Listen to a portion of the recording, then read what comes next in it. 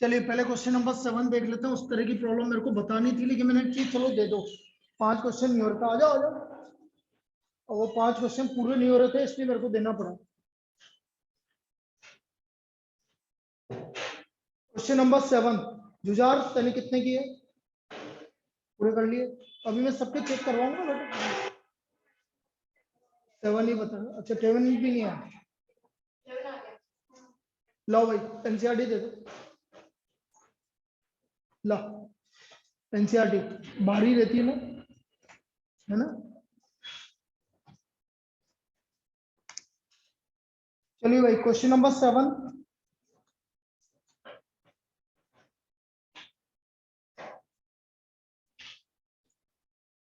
Find the 31st term of an AP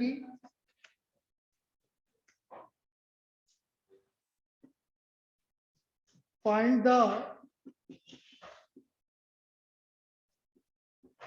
31st term of an AP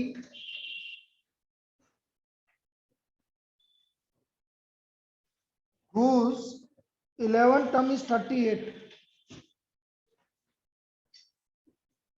whose 11th term is 38 and 16th term is 73 and 16th term is 73। अब देखो भाई अब्बास, सबसे पहले 11th term क्या होगी? a plus. अब कैसे लिखते हैं बेटा, लिखने का तरीका भी देखो। A11 11 टर्म है 38। A11 मतलब है 11 टर्म। 11 टर्म को क्या बोलेंगे? 10D। ये हमारी फर्स्ट इक्वेशन होगी। फिर हमारा 16 टर्म A प्लस 73 हुआ ये। अब इन दोनों को आपको इक्वेशन से सोल्व करना। कैसे करेंगे देखो इधर, A plus 10D equal to 38 और A plus 15D equal to 73। Subtract कर दो बेटा, माइनस माइनस माइनस। तो 10D माइनस 15D कितना आ गया? और ये कितना आ गया? माइनस 35। तो D का वैल्यू कितना आ गया बेटा? 7। D का वैल्यू क्या आ गया? 7। अब D का वैल्यू 7 आ गया, फर्स्ट इक्वेशन में रख दो। आ जाओ बेटा जल्दी। A प्लस 10D, D की value 7,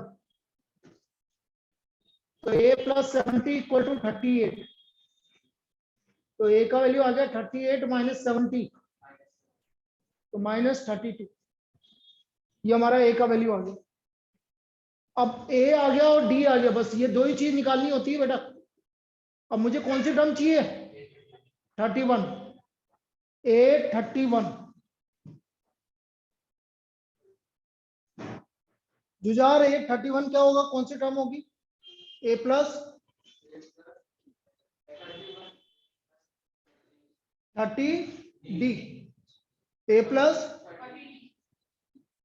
A31, A plus 30D। A की वैल्यू और D की वैल्यू 7। 210 में से 32 माइनस करो, 178। समझ में आ गया सभी को? तेरे को आया बेटा? तेने करा ही नहीं ये क्वेश्चन? कौन कौन से नहीं आए? 7th और 10th। चलो पहले लिख लो एक बार, यहां से यहां तक लिखना, इसको लास्ट में लिखना। इसको लास्ट में लिखना। एक बार कॉपी कर लो, फिर मैं सबको समझा देता हूँ। अभी और आ रहे हैं ना, थोड़ा सा लेट आते हैं, धीरे धीरे। 2 2 4 2 6 2 8 3 11 11 5 16 और 1 17। 3 जने एब्सेंट है। 3 जने कौन कौन है? नैतिक, मौलिक बगरवाल और रूपल।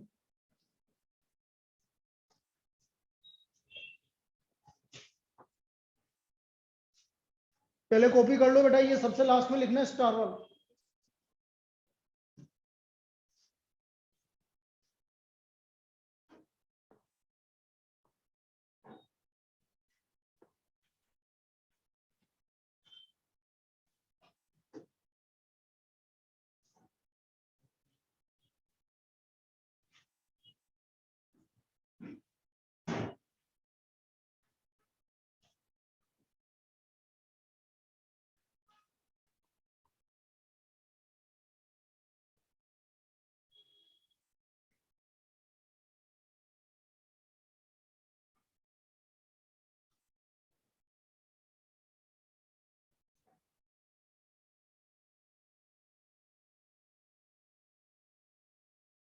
अभी आ गया था तेरे को? अभी अभी आवाज आ रही है? हाँ सर। ये आ हाँ गया था सर, क्या? आ रही है। चलिए दोबारा रिपीट कर रहा हूं, समझना। लिख लिया क्या? कल्पना लिख लिया क्या?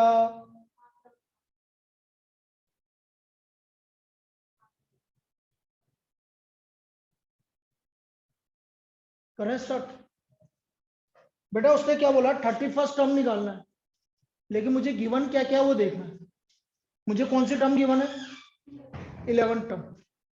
11 टर्म का मतलब होता है जब भी आपका 11 टर्म दिमाग में आए तो क्या घूमना चाहिए? ए प्लस 10d। 11 मतलब एक कम, ए प्लस, तो ए प्लस 10d किसके इक्वल है? 30। इसमें कोई दिक्कत? तो ये हमारी फर्स्ट इक्वेशन आ गई। सेकेंड इक्वेशन क्या बोल रहा है, कौन सी टर्म है? 16 का मतलब ए प्लस 15d किसके इक्वल है? 73।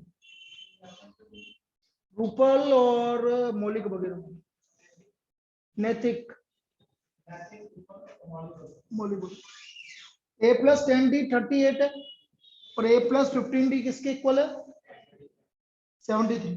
अब सब्ट्रैक्ट कर दो, ए से ए कैंसिल हो गया, 10d माइनस 15d कितना हो गया बेटा? 38 माइनस 73 कितना हो गया बेटा? माइनस 35। माइनस से माइनस कैंसिल, तो डी क्या आ गया? भाई हमारा काम एपी में ए और डी निकालने का है। D7 आ गया। D7 आप किस में रख देंगे? फर्स्ट इक्वेशन में। ए प्लस टी की वैल्यू 7, 70 हो गया। सब्ट्रैक्ट करो कितना आ गया ए का वैल्यू। अब मुझे कौन सी टर्म निकालनी है? 31st टर्म मतलब ए प्लस, अरे मैं थप्पड़ मार दूं, 31st टर्म मतलब, तो फिर और क्या पूछ रहा हूं? n-1 पे कहां जा रहा है? ए प्लस, ए का वैल्यू, डी का वैल्यू 210, कितना आ गया? 170। और बेटा एक चीज और सुन ले, जो तेने कल लास्ट वाली क्लास में किया, मैं तेरे से पूछूंगा, तू मेरे से ये नहीं बोल सकता कि आप मेरे से क्यों पूछ रहे हो। मैं उठा के फेंक दूंगा तेरे को बाहर, ये ध्यान रख लेना। यदि इस तरह की बातें मेरे पास दिमाग में आई, मेरे पास तक नहीं आनी चाहिए इस तरह की बातें।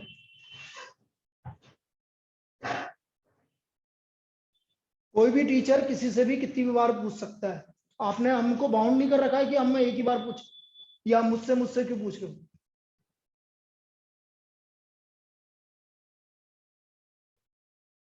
और आपसे पूछ रहे हैं तो उसका रीजन ये है कि आपको समझाने का वो है। अब मैं सबसे ज्यादा है ना, कुछ लोगों से ज्यादा पूछता हूँ, कुछ लोगों से कम पूछता हूँ, क्योंकि मुझे पता है इसको आता है, इसलिए इससे पूछने का कोई मतलब नहीं। उसको नहीं आता तो मैंने उससे पूछा, क्यों? यदि मैं उसको पूछूंगा और वो बताएगा तो उसको समझ में आएगा कि कहाँ गलत हो रहा है, तो उसको हमेशा ध्यान रहेगा। समझ में आ रहा है? तो पूछने का तो हम सबसे पूछ रहे हैं, लेकिन ऐसा नहीं है कि भाई एक ही जने से 10 बार पूछ लिया तो सर आपने तो आज मेरे से 10 बार पूछ लिया, आप पूछ ही नहीं सकते हमसे।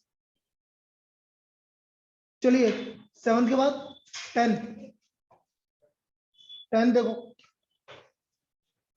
नैतिक, ये 7 हुआ, तेने करे ही नहीं होमवर्क।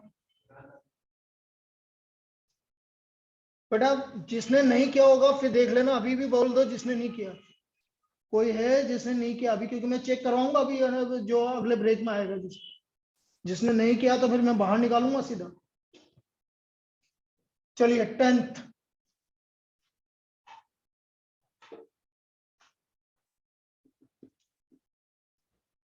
10th बोल रहा है the 17th term of an AP, the 17th term of an AP exceeds its 10th term by 7। अब देखो जैसा बोलता जा रहा है वैसे। कंगना क्या बोल रहा है बेटा, ये कौन सी टर्म है? A70 इक्वल टू किससे? से कितना ज्यादा है? बस इतना सा काम, उसने सिर्फ इतना बोला। A17 term of an AP exceeds किससे 10 टर्म बाय 7, मतलब A10 + 7 आया समझ में। A17 क्या होगा कीर्तिराज?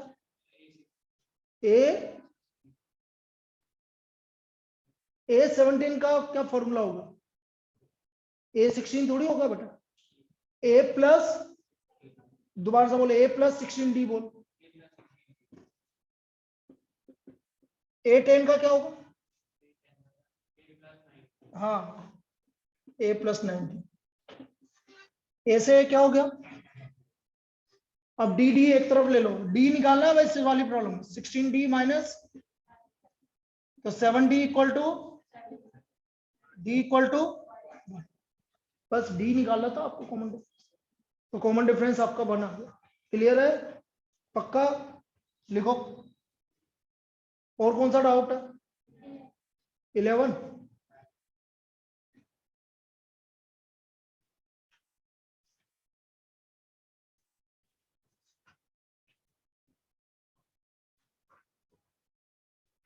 कल आपकी मेरी वाली फिजिक्स की क्लास लगेगी, ठीक है, 6 to 7।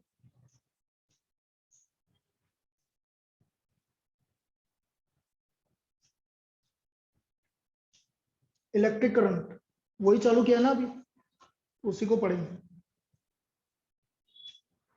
कितने चैप्टर है इस बार? इलेक्ट्रिक करंट और मैग्नेटिक करंट ही है ना।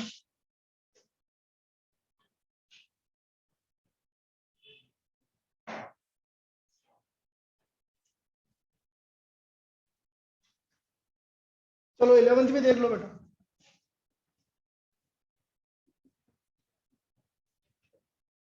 11th क्या बोल रहा है? Which term of an AP, कल करवाया था बेटा इस तरह का question. Which term of an AP 3, 15, 27, 39 and so on will be 132 more than its, कौन सा टर्म मौलिक, कौन सा टर्म? 54th टर्म ये पूछ रहा है भाई। तो मैंने क्या बोला था? विच टर्म, विच टर्म मतलब लेट द nth टर्म। जैसे पूछे ना विच टर्म, तो आप विच टर्म को क्या ले लोगे? nth term. तो let the nth term be, let the required term, ऐसे लिख लो, let the required term be nth term, nth term. हमने मान लिया कि रिक्वायर्ड टर्म आपकी nth टर्म। तो जो हमारा nth टर्म है, क्या बोला है, कितना ज्यादा है? 132। तो 132 ज्यादा है मतलब प्लस किससे? A54। इस वाली स्टेप में कोई दिक्कत समझ में आ गया? nth term is 132 more than it's 54 term. Clear है बेटा?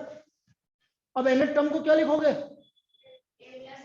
A+n-1 into D. सभी बोलो nth term A+n-1 into D.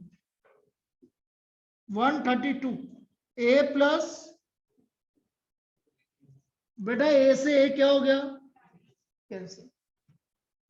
यहां तक कोई दिक्कत? बेटा D कितना है? चलन D कितना है? 12। D है हमारा 12, 12 रख दो भाई। n-1 इंटू 12, 53 इंटू 12, 12 से मल्टीप्लाई करो, 12n + 12, 53 इंटू 12 करना बेटा, 6 से 36। 132 और 636 को ऐड करना, 768।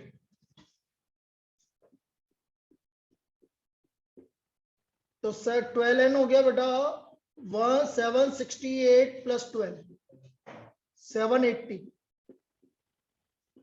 तो n की वैल्यू आ गई 780/12, 60। तो आंसर इज 65th टर्म। इसका मतलब required term is 65th term. लिख लीजिए, जिसने नहीं किया था वो लिख लीजिए। और बेटा आपसे सबसे रिक्वेस्ट है, पूरा लिखेंगे जैसे लिखा है पूरा, क्योंकि इस बार लिखना है आपको। इस बार एमसीक्यू नहीं है कि भाई ऊपर से आपने बिना लिखे काम चल जाए। तो जिस स्टेप में लिख रहा हूं वैसे लिखना है। लिख लीजिए इसको। देखते हैं इन दोनों का क्वेश्चन क्या होगा।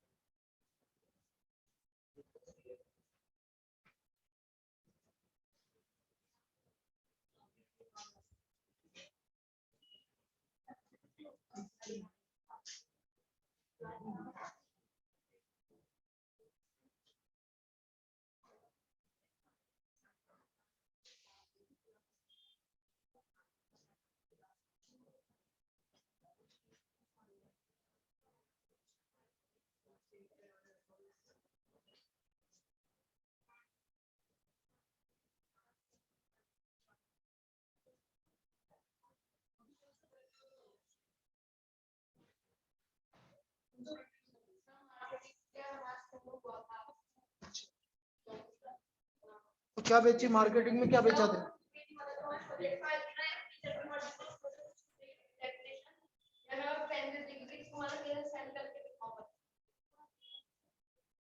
चाहे तो बेचने के लिए निकाल।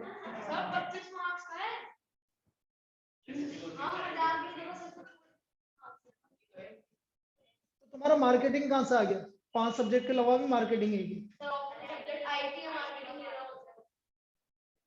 चलो भाई लिख लो, लिख लो, ये बुक ले लो, अभी एक्स्ट्रा करो। किसकी है ये बुक? अच्छा तेरी, रख दे ले लो, मेरे काम आती रहेगी। चलो भाई अगला प्रॉब्लम। बेटा यहाँ तक आगे सबको समझ में कोई दिक्कत?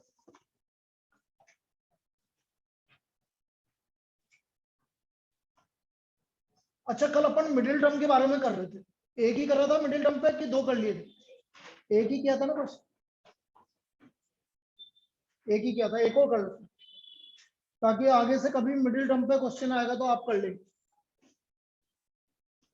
लिखो भाई next problem.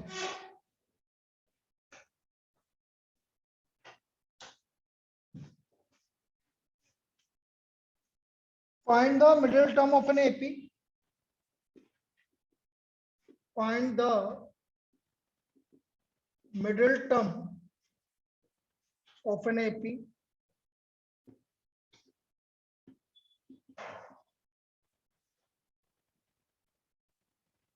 Seven 13 19 and so on to 41। इसकी मिडिल टर्म्स निकालनी है।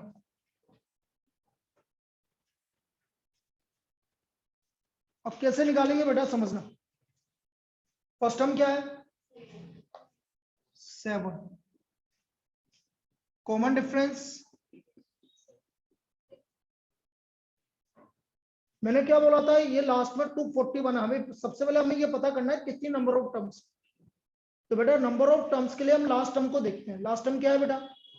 241। मैं मान लेता हूं ये कौन सी टर्म है? nth term. ठीक है बेटा, nth टर्म मान लो।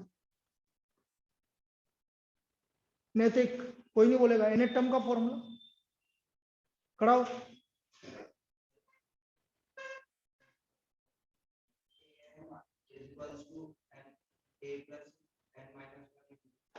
बेटो a plus n minus 1 into D.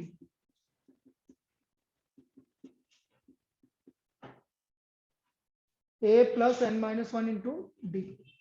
A की वैल्यू, n माइनस 1 की वैल्यू b 6। इसको सोल्व कर लो। 6n माइनस 6, 7 माइनस 6 क्या हो गया? 1। तो बेटा 6n हो गया 241 माइनस 1, 240। तो n की वैल्यू कितनी हो गई?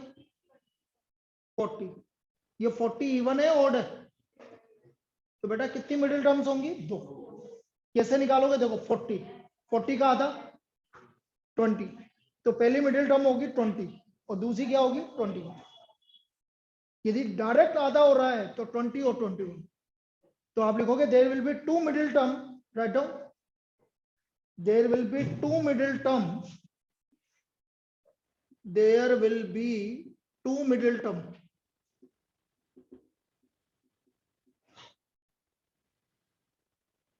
A20 एंड A21, ये दो मिडिल टर्म हो गया हमारी, A20 एंड A21, लिख लीजिए बेटा उसको। अच्छा, इस बार से बिल्कुल सिस्टमेटिक ये रहेगा कि संडे को आपकी रिवीजन क्लास लगेगी और टेस्ट भी होगा, तो रिवीजन करेंगे पहले ये अब बिल्कुल, क्योंकि अपने पास टाइम कम है, टाइम इन द सेंस मेरे लिए तो टाइम खूब है, 3 बार रिवीजन करवाना मेरा वो है, 3 बार मैं करवा दूंगा, लेकिन उससे पहले अपन को उस समय भी रिवीजन, मतलब जो चैप्टर चलता रहा पूरे वीक में, जो भी पढ़ा अपन उसको अपन को रिवाइज करना है, किस दिन, संडे के दिन, ठीक है। A20 एंड A21, क्योंकि इस बार जैसे मार्क्स आ रहे हैं और थोड़ा इंप्रूवमेंट हो, जिसके कम आ रहे, अगली बार उससे अच्छा आना चाहिए, ठीक है। A20, यदि मुझे A20 की बात करना, A20 क्या होगा, कोई नहीं बोलेगा, बाकी कंगना A+19D, कल्पना तो ग्रेट है, मैं ग्रेट और दूसरे सेंस में ना, 19 into 6 बोलो, 114, 121, A21, A21 Niharika 20D, A का वैल्यू और D का वैल्यू 6, कितना आ गया, 120। ये दो आपकी लगातार टर्म आ गई, दो मिडिल टर्म आ गई, तो इसमें कोई दिक्कत नहीं किसी को भी, बोले पक्का, बाकी पीछे जुझार, समझ में आ रहा है ना, हाँ।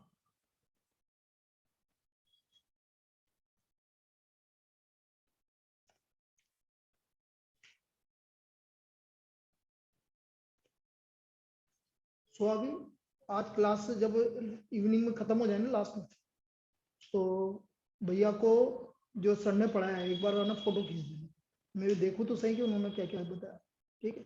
बाकी तो मैं मेरे हिसाब से पढ़ाऊंगा इसे, लेकिन फिर भी वो चीज़ है, ताकि मेरे को क्या है कि ये रहेगा कि उस चीज़ को भी समझाना है कि उन्होंने क्या बोला, यदि किसी को दिक्कत आए, इसलिए ले रहा हूँ।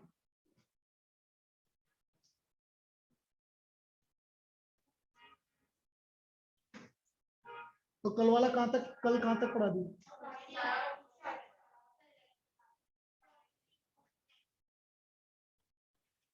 इलेक्ट्रिक करंट के बारे में बताया, तो मैं हूं ना यार, तुम क्यों चिंता कर रहे हो, तुम तो पढ़ते रहो ना, मैंने क्या बोला तुमसे, मैं हूं ना, मैं पढ़ाऊंगा, उसमें क्यों चिंता कर रहे हो, 11th वालों को और 9th वालों से पूछ लो, बढ़िया लग रहा हो।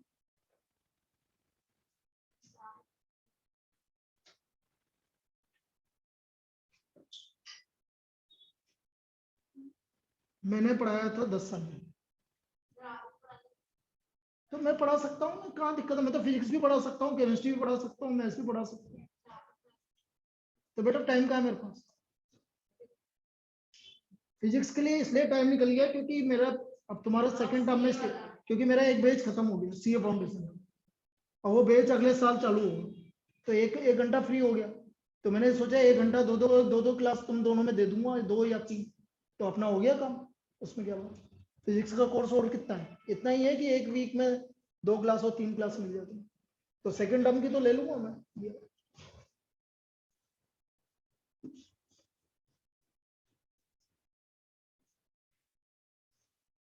चलिए नेक्स्ट। अच्छा, जो तुमने मुझसे पूछा है कि सर उसमें दिक्कत आई, तो उसी तरह की और प्रॉब्लम कर रहे हैं, जो बोल रहे हैं ना कि भाई 2 टर्म गिवन है तो फिर आपको निकालना है, कैसे, लिखो, the sum of, right down, the sum of 5th and 9th term, 5th and 9th term of an AP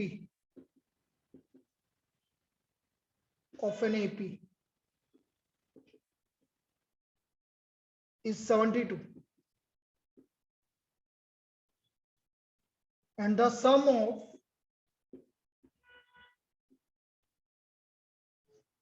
seventh and 12th term is 97. Find the AP. Find the AP. तो हमें AP निकालना है.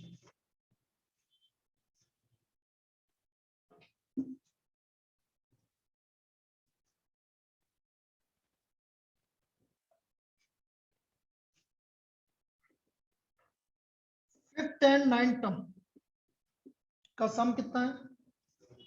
70. Fifth और ninth term का सम कितना है? 70. Clear यहाँ तक? फिफ्थ और नाइन्थ टर्म का सम 72. पलक फिफ्थ टर्म मतलब a plus 4b. Manasvi a plus 8d 72. a plus a कितना हो गया? 2a प्लस, बाकी दिमाग मत लगाना कि भाई इसमें से कॉमन ले लें, वो बाद में करते रहेंगे.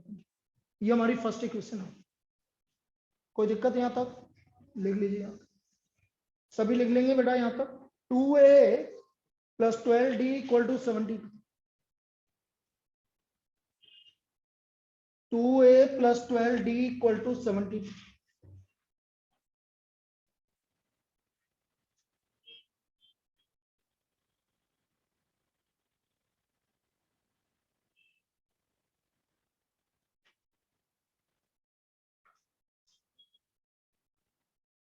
अब आगे क्या बोल रहा है अबिल? क्या बोल रहा है आगे? 7 टर्म मतलब a7, पहले ये लिखो, plus equal to 97. a7 plus a12 equal to 97. Ishan a7 क्या था बेटा? और a प्लस 11d. तो ये आ गया आपका 2a plus 17d 97. Second equation. अब जैसे सोल्व किया था पिछली बार वैसे ही सोल्व करना जो आपने पूछा था 11th वाला. ठीक है, अब देखो इधर 7th वाला 2a प्लस 12d, ये हमारी फर्स्ट इक्वेशन थी. 2a plus 17d. हमेशा सब्ट्रैक्ट करेंगे बेटा, सबके साइन चेंज करेंगे बेटा. 2a से 2a क्या हो गया? बोलो 12d माइनस 17d माइनस 5. इधर कितना बचा बेटा? तो बेटा d का वैल्यू ये किस में रख दोगे? First equation. किस में रखोगे? हमेशा फर्स्ट में. Put d equal to 5 in equation 1. Equation 1. तो d का वैल्यू 5 रख दो. 2a प्लस 12 इंटू 5, तो 2a प्लस 60. तो 2a इक्वल टू 12. 72 माने तो a का वैल्यू कितना आ गया बेटा? 6 आ गया. a का वैल्यू 6 आ गया. अब AP का मतलब है, AP क्या होती है? First term second term. First term क्या हो गई आपकी? 6 में कॉमन डिफरेंस ऐड करो. 6 प्लस 5 11, फिर 11 plus 5 and so 6 11 16 21 and so. Clear है सभी को? पक्का? लिखो.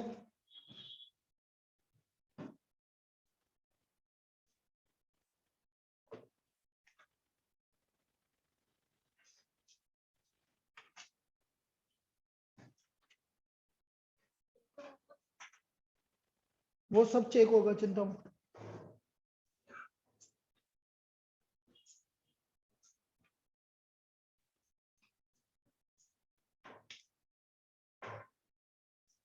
खड़ा हो, खड़ा हो जा.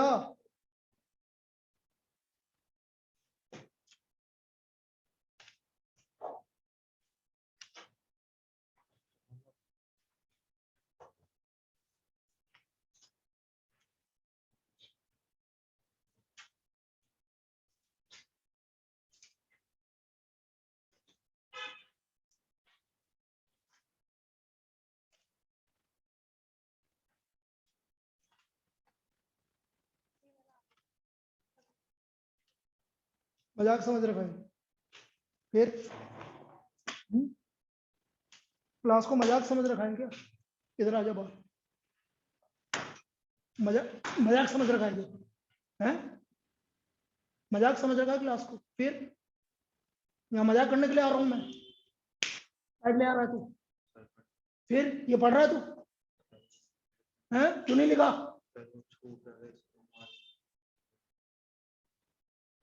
सुधर जा, नहीं तो ऐसा पीटूंगा जिसकी कोई नहीं।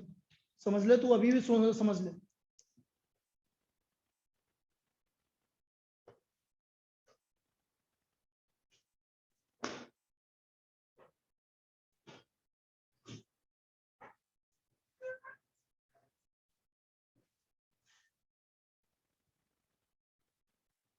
इससे भयंकर पीटूंगा, ये ध्यान रख ले, तू समझ लेना तू।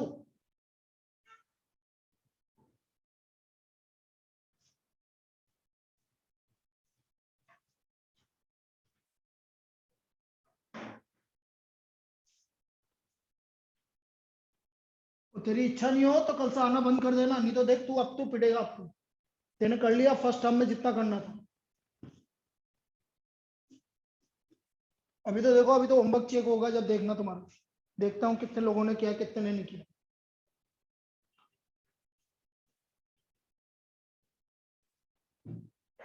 कॉपी करने में जान निकल रही है। हाँ, कल मैंने बताया था कि 3 टर्म एपी में होते हैं, एबीसी। तो क्या होता है? खड़ा हो। क्या बताया था?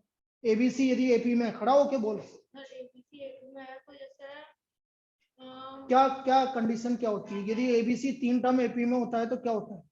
1 मुझे 1 से कोई मतलब नहीं है। एबीसी एपी में होता है तो क्या कंडीशन होती है? क्या होती है बेटा? एबीसी एपी में होता है तो ए और हाँ, ए और सी का सम वो बी के डबल होता है। तो फिर और क्या पूछूं? यही पूछा। 1 कहाँ बोला था ना? 1 क्यों बोल रहे हो? ए और सी का सम बी का डबल होता है। ये मैं बेटा रोजना पूछूंगा इस बार। मैं बिल्कुल सिस्टमेटिक हूं, मैंने कल भी बोल दिया था तुमसे। आप सेकंड टर्म में मैं किसी को नहीं छोड़ने वाला, एक एक को पूछ करने वाला हूँ, ये सुन लो आप। हाँ, 2b equal to a plus सी। 135 एग्जाम्पल से मतलब नहीं है, आपको डायरेक्ट टर्म पता होनी चाहिए। 2b equal to a plus. अब तुम इसको कुछ भी समझ लो कि सर यार ऐसा क्यों कर रहे हैं, लेकिन ये जरूरी हो गया। उसके बिना बेटा काम चलेगा नहीं। पिटाई किसकी होगी वो मुझे पता है। जिसको मेरे को हक मिला हुआ उनकी करूंगा। जहां से परमिशन आई हुई है ना कि इनको पीटो खूब, उनकी पिटाई होगी। और किसी के हाथ नहीं लगाऊंगा। और परमिशन किस किस की है ये सबको पता है। ये रहा एक, इसकी परमिशन है, उसकी परमिशन है। ये तो पिटेंगे इस बार, यदि नहीं पढ़ेंगे तो।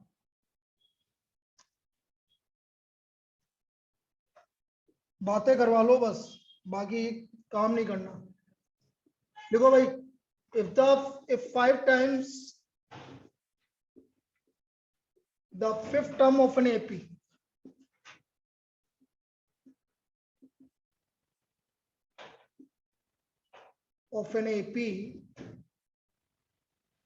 is equal to 8 times the 8th term of an AP,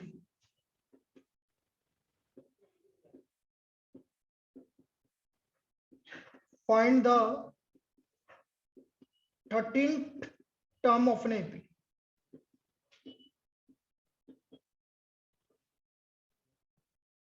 Five times the 5th term of an AP is equal to 8 times the 8th term of an AP.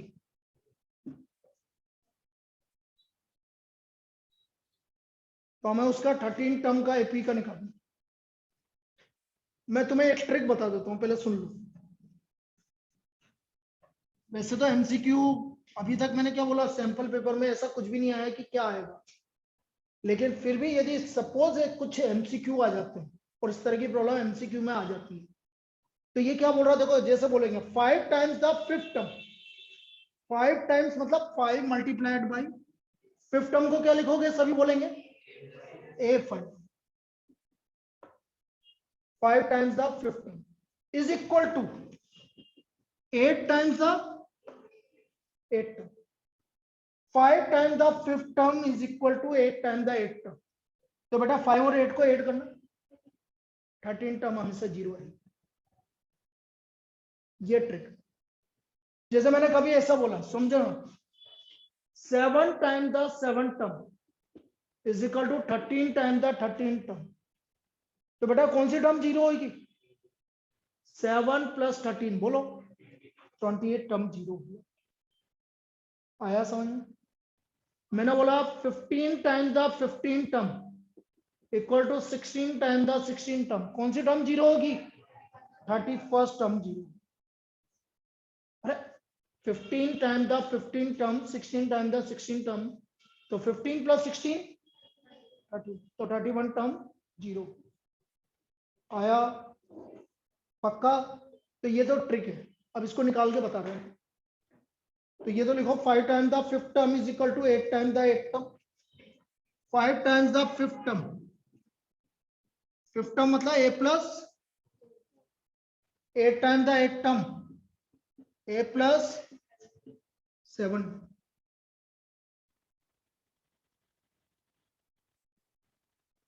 करो मल्टीप्लाई, इक्वल टू 8a 56। सबको एक तरफ ले लो बेटा। 5a - 8a plus 20d - 56d equal to 0। 5a - 8a -3a और -36d। बेटा क्या common आ रहा है?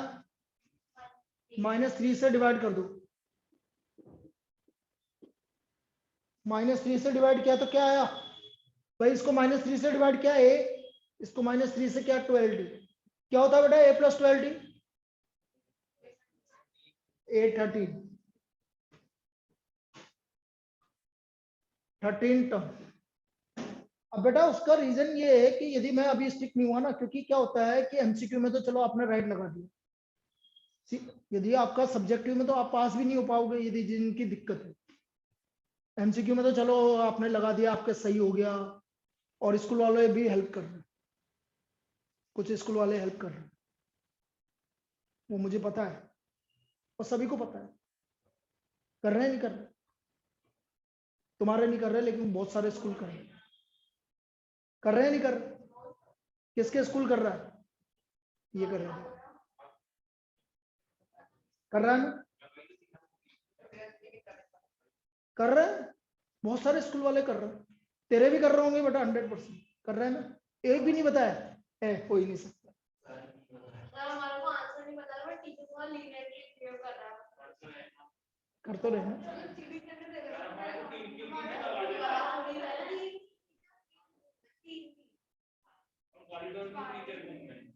चलो लिखो, 13 टर्म इक्वल टू 0 लिख लो भाई। फिर भी चीटिंग होती।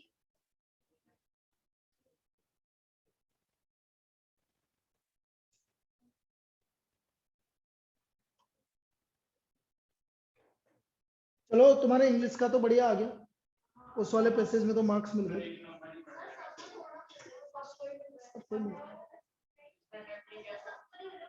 अरे यार तुम कैसे चेक करोगे? वो तो चेक हो गई कॉपियां तो। अब उन्होंने बाद में बोला है तो उससे क्या फर्क पड़ने वाला?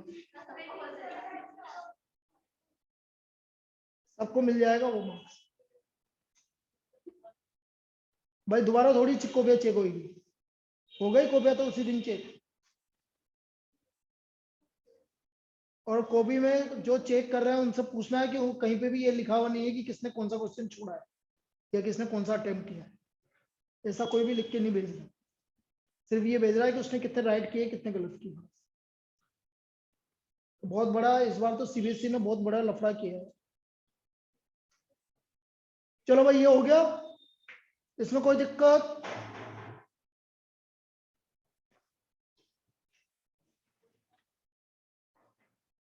बेटा नेक्स्ट देखो, how many numbers of 2 digits are divisible by 7? Next problem, how many numbers of 2 digits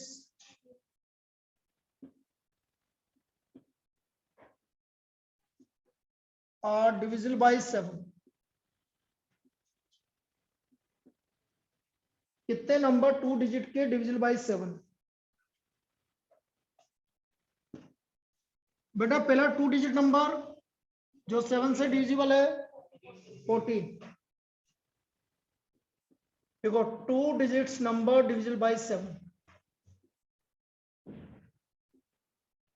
divisible by 7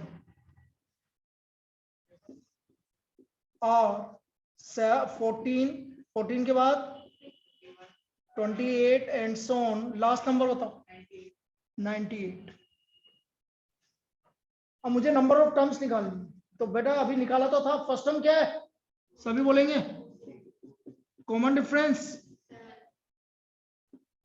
last term nth term का फॉर्मूला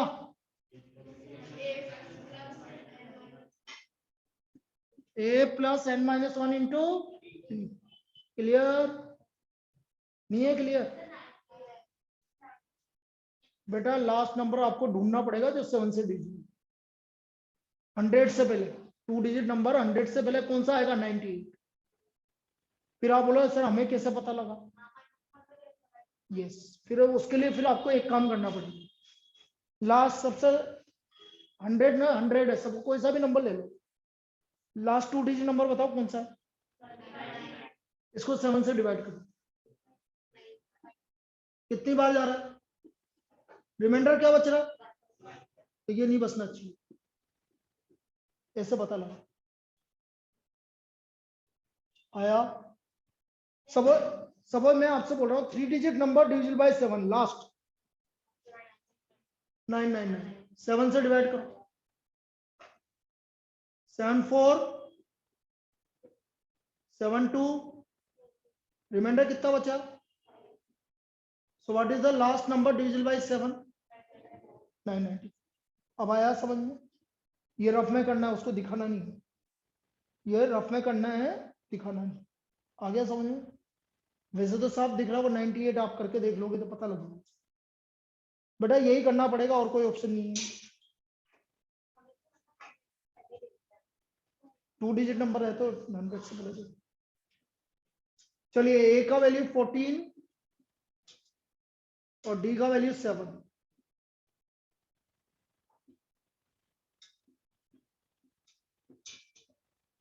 7n माइनस 7 84. 84 प्लस 7 कितना आ गया बेटा? 91. तो n की वैल्यू क्या आ गई? 91 बाई 7. कितनी टर्म्स हो गई भाई? 13 टर्म हो गई. मतलब 13 टर्म ऐसी है जो कि किससे डिविजिबल है? 7 से डिविजिबल. लिख लो. तो number of 2 digit number divisible by 7 is 13. तो लास्ट में आंसर लिखेंगे number of 2 digit number divisible by 7 is 13. Number of 2 digits number divisible by 7 30. लिख लीजिए. आ गया समझ में? तो आ गया ना?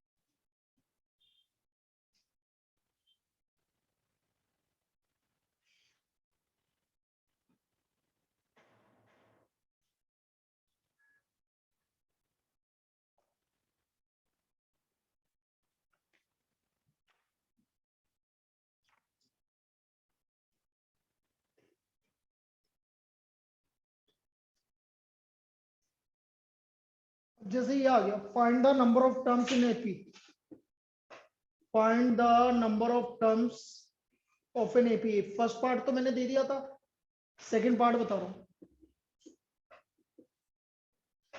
18, 15 1/2, 13 and so on -47।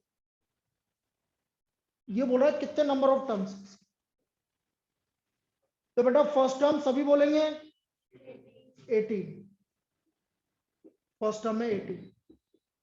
Common difference second term क्या है 15.5, मतलब 15.5 -18। जल्दी बताइए 15.5 -18 -2.5। कोई दिक्कत यहां तक। अब हमारी लास्ट टर्म क्या है, इसको हम लास्ट टर्म मानेंगे, nth टर्म -47। लास्ट टर्म का फॉर्मूला a प्लस a का वैल्यू और d का वैल्यू -2.5। ब्रैकेट का बहुत यूज है बेटा, जहां जहां मैं ब्रैकेट लगा रहा हूं उसका मतलब समझो। जहां भी माइनस आ जाए, भाई हम ये बोलते हैं ना कि भाई हेलमेट लगा के चलो, तो माइनस आ गया मतलब हेलमेट लगा लो। जहां भी माइनस आ जाए ब्रैकेट लगा दो आप, ज्यादा बढ़िया रहता है। चलिए अब मल्टीप्लाई करो उसको, करो बेटा मल्टीप्लाई। 18 -2.5n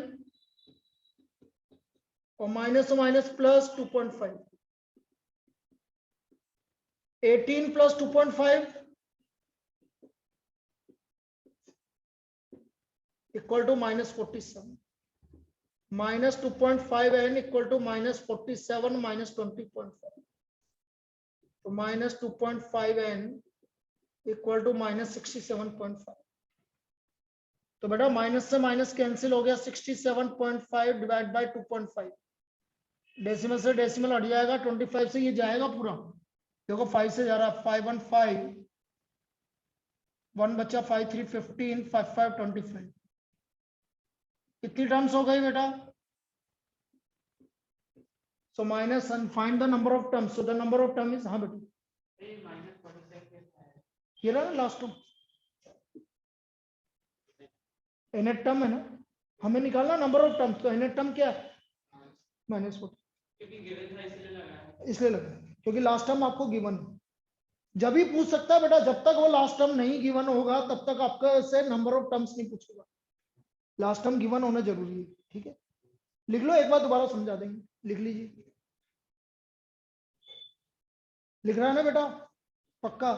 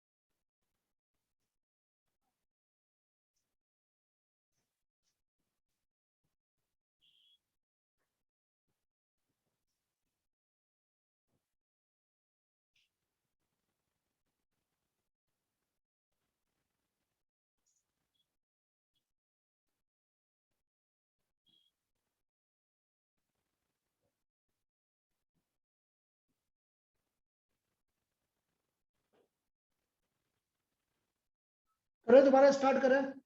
लिख लिया क्या सबने? लिख लिख लिख बेटा लिख।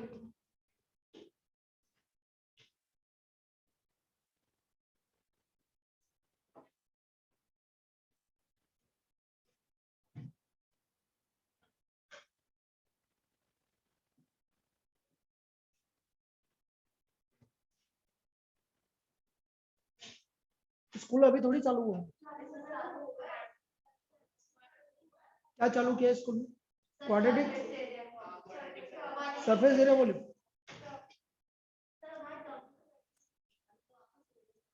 तुम्हारा तो स्कूल की रेट है।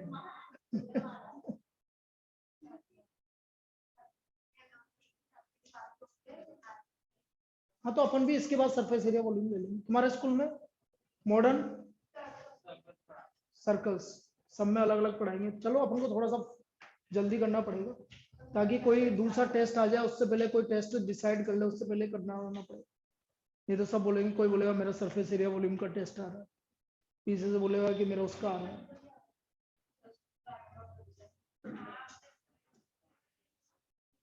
हैं?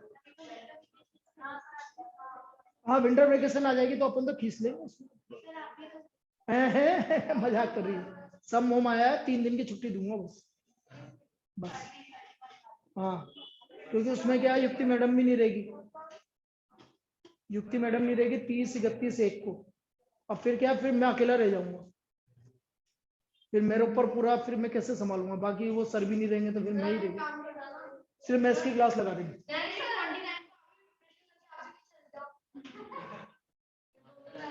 ना ना ना, मैं तो गंगा तभी नहाऊंगा जब तुम्हारा 10th हो जाए। मैथ्स की लगा लेंगे 1-1 क्लास, 1.5 घंटे की क्लास। चल बेटा इसको समझ लो, गलत तो मैं बहुत कुछ करता हूँ बेटा।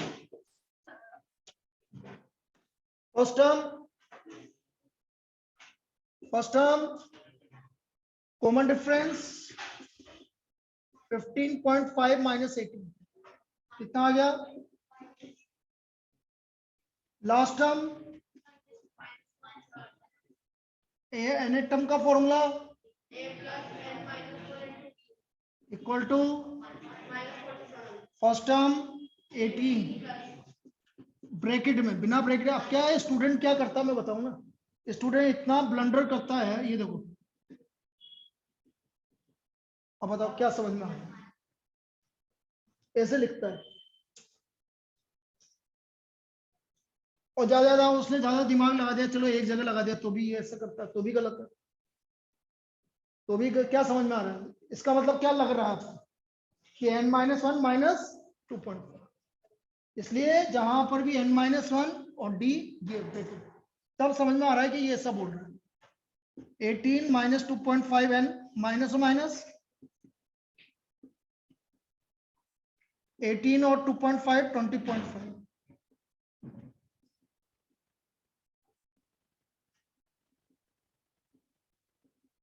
कितना आ गया,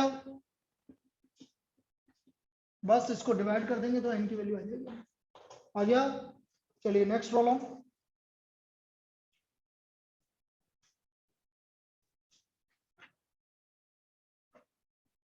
टाइम की तो बोला है मत करो मुझसे, कहाँ 59 हो गए, 58 हो गए, तो फिर होमवर्क लिखो।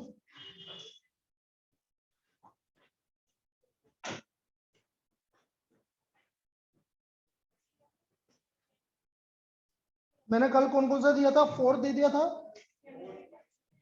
4, 5, 7, 8 करो 5.2, 8 करो 9th, 10th मैंने दे दिया, 11th दे दिया, 13 मैंने अभी 13 करो, मैंने 2 डिजिट वाला करवाया था, 3 डिजिट वाला ही।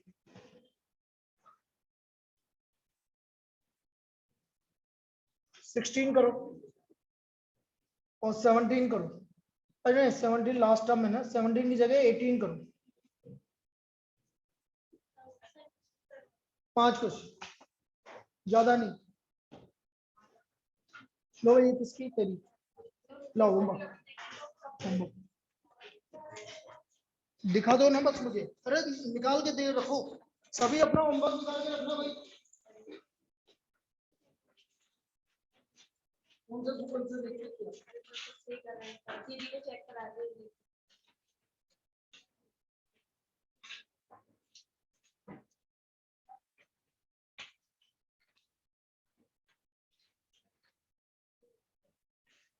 बेटा मैं अभी पहले दिन ही इसमें बोल रहा हूँ कि आपको मैं बहुत स्ट्रिक्ट रहूंगा इस बार, ये बात ध्यान रख लेना, इसलिए थोड़ा सा ऐसा मौका नहीं आना चाहिए कि गड़बड़ हो जाए, किसी को मेरे को मारने की जरूरत पड़ जाए। तो मार रहा हूँ क्योंकि तुम मेरे बेटे हो, यदि कोई पिटाई खा रहा है तो ऐसा मत सोचना है कि तुम मेरे बेटे हो और तुम्हारे फायदे के लिए कर रहा हूँ, जो भी कर रहा हूँ। जिससे बोलते हैं प्यार से मारना।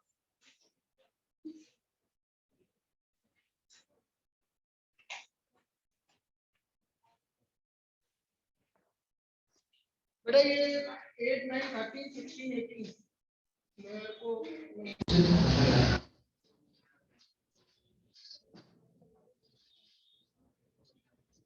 सिस्टमेटिक तो करना ही पड़ेगा।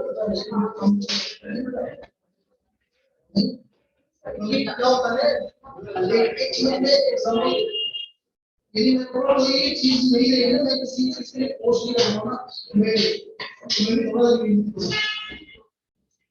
तो हमें जहाँ पर भी मौका मिलता है हमारी ये मूवमेंट टेंडेंसी हमें जहाँ भी मौका मिलता है तो हम चाहते हैं कि वहाँ पर हम पहले और यदि हम स्टार्टिंग से ऑटोमेटिक नहीं तो लास्ट में आपको दिक्कत इसका फायदा देगा।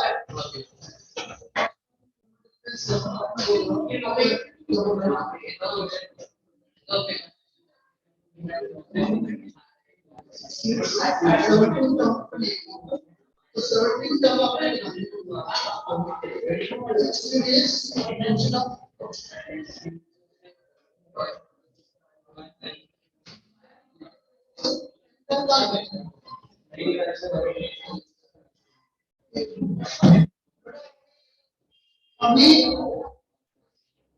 फिजिक्स में ज्वाइन कर का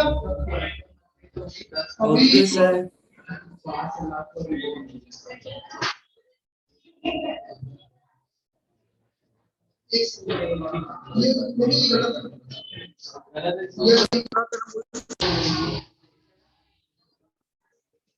बेटा तीनों को आवाज आ रही है मेरी? लक्ष्य, शिवी, सोनाक्षी?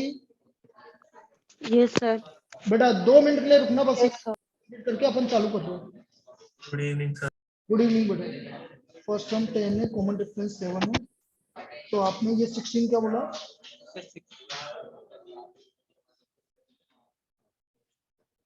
16 क्यों निकाला? ये 16 कहाँ से लिया? सर 17 को ये कम कर देते हैं ना तो 16 लिया था इसको।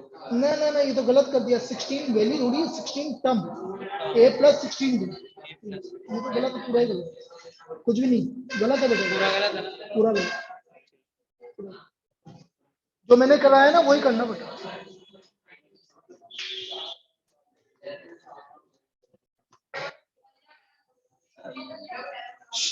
अरे बेटा आवाज